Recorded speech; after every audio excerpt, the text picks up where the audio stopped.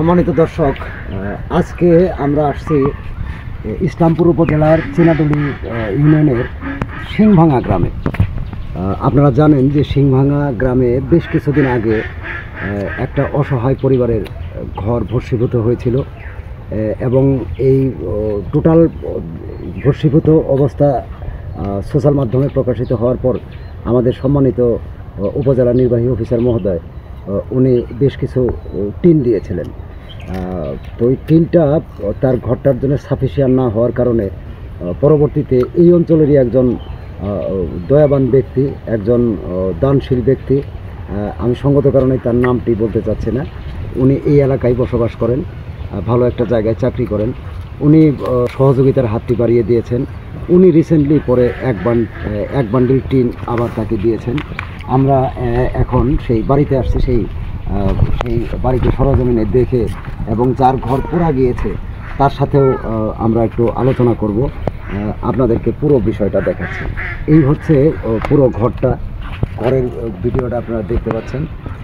একেবারে পুরে ছারখার হয়ে গেছিল, টোটালটাই পুরে একেবারে মানে নিঃস্ব। আর সবচেয়ে কষ্টের যে বিষয়টা সেটা হচ্ছে যে এই পরিবারের আয়ের উৎস যিনি ছিলেন তিনি মারা যাওয়ার পরে পরিবারটা একেবারেই অসহায়। একেবারে যিনি বেঁচে ছিলেন তিনিও দিনমজুর ছিলেন, তো তিনি মরে যাওয়ার পরে এই পরিবারটা একেবারেই অসহায় হয়ে পড়ে এবং তার যে এই ঘর তোলার জন্য যে পরিমাণ অর্থ দরকার সেটাও তার নাই। তো ইতোমধ্যে যদিও উপজেলা প্রশাসন থেকে 2 বান্ডিল টিন, তাকে কয় বান্ডিল টিন দিয়েছিল? 2 বান্ডিল টিন যদিও তাকে সহায়তা হিসেবে দেওয়া হয়েছিল, কিন্তু টিন হলেই তো আসলে হয় না, তারপরেও তো আরও আনুষঙ্গিক বেশ কিছু জিনিস লাগে। তো আমরা সেই বিষয়টা নিয়ে তাকে সহযোগিতা করার জন্য আসছি আপনাদের মাধ্যমে। যদি তাকে একটু সহযোগিতা করা যায় তাহলে সেই ক্ষেত্রে তার একটা বসত ভিটা, তার সেই ঘরটা হবে, অ্যাটলিস্ট মাথা গোজার একটা ঠাঁই হবে। চলুন আমরা তার সাথে একটু কথা বলি, যিনি এই ঘরের মালিক, তার সাথে একটু কথা বলি। কী নাম আপনার? দেখান একটু মুখটা। কী নাম? মমতা বেগম। আপনার স্বামী কী করতেন? দিনমজুর কাজ। আপনার ছেলে মেয়ে কয়জন? 3জন। 2 মেয়ে 1 ছেলে। মেয়ে দুটো কোথায়?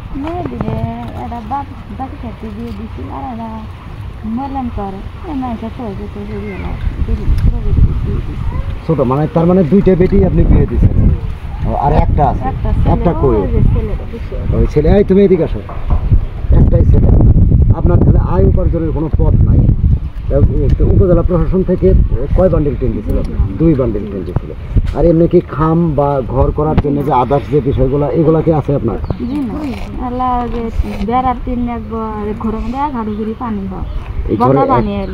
বন্যার সময় 1 হাঁটু পানি। আপনার ছেলে কোনটা? হ্যাঁ, তুমি এদিকে আসো। কি নাম তোমার? জোরে বলো। মোবারক ইসলাম। তুমি পড়াশোনা করো? কিসে পড়ো? 9ম শ্রেণীতে। এখন আপনারা আছেন কোথায়? ওই অন্য আরেকটা ঘর থাকতে দিছে এখানে, ওইটা কি আপনাদের শরীকের কেউ? আপনার দেওর আপাতত এখানে আছেন। তো এই পুরা গেছিল আজকে থেকে কতদিন? 2 মাস। 2 মাসের মধ্যে এখনো হয় নাই। আচ্ছা আচ্ছা। তো আমরা গতকালকে বোধহয় মানে আপনাকে আরও 1 বান্ডিল টিন এই এলাকারই একজন সন্তান আপনাকে দান করতে পাইছেন। তো তাহলে 3 বান্ডিল হলে আপনার হয় ঘর, তাই না? চালটা হবে। আর সাইড দিয়ে বেড়া দেওয়ার জন্য বেড়ার ব্যবস্থা কি আছে? বেড়ার ব্যবস্থাও নাই। আর খুঁটি টুটি আছে? সব খুঁটি। আচ্ছা আচ্ছা। তো দর্শক, আচ্ছা আচ্ছা। তো যাই হোক অ্যাটলিস্ট এটা থাকার জন্য একটু ব্যবস্থা দরকার। তো দর্শক, আমি বিশেষ করে আমার যে পেজটা আছে, মাসুদ রাজা যে পেজটা আছে, এই পেজ থেকে ইনকাম লব্ধ অর্থের একটা অংশ আমি সাধারণত এই সমস্ত অসহায় গরিব রোগীদেরকে আমি সহযোগিতা করার চেষ্টা করি, যার ফলশ্রুতিতে আজকেও আসছে এখানে। তো দর্শক, আপনাদের কাছে বিনীত অনুরোধ থাকবে, একেবারেই অসহায় একটা পরিবারই একটা বাচ্চা, যে বাচ্চাটা প্রাইমারি স্কুলে পড়ে, সে থাকে অন্যের একটা ঘরে। তার একমাত্র উপার্জনক্ষম পিতা, যিনি দিনমজুর ছিলেন, উনি মারা গেছেন আজকে কতদিন, 5 বছর আগে মারা গেছে। অনেকটা কষ্ট করেই সে চলতেছে। তো আপনারা যদি একটু সহযোগিতা করেন তাহলে সেই ক্ষেত্রে এই অসহায় পরিবারটা তার মাথা গোঁজার ঠাঁইটা পায়। তো অনেকেই অনেকভাবেই অর্থ, আমি জানি যে আমার এই ফেসবুকেই যারা বন্ধুবান্ধবদের মধ্যে অনেকেই আছেন, অনেক পয়সা হয়তো বা বিভিন্নভাবেই আপনারা ব্যয় করেন। তো সামান্য কিছু সবার ক্ষুদ্র ক্ষুদ্র ছোট্ট একটু সহযোগিতায় এই অসহায় একটা পরিবার তার মাথা গোঁজার ঠাঁইটা ফিরে পেতে পারে। তো আপনারা যদি কেউ স্বেচ্ছায় তাকে সহযোগিতা করতে চান, আপনার নাম্বার বলেন, আপনার কি বিকাশ নাম্বার আছে? আমরা দর্শকদেরকে বলি যে আপনার সেই বিকাশে যেন বিকাশ নাম্বার আছে। বাবু তোমাদের নাম্বারটা বলো তো জোরে জোরে। 017 66 37 9307। আপনারা এটা স্ক্রিনে দেখানো নাম্বারটা, তো এটা হচ্ছে কার নাম্বার? এটা তোমার? আচ্ছা, এই হচ্ছে বিকাশ নাম্বার। আপনারা কেউ যদি সহযোগিতার হাতটি বাড়ান তাহলে হয়তো এই পরিবারটার জন্য অনেক বড়, আপনার ক্ষুদ্র একটু সহযোগিতায় এই পরিবারটার জন্য অনেক বড় একটা সহযোগিতার হতে পারে।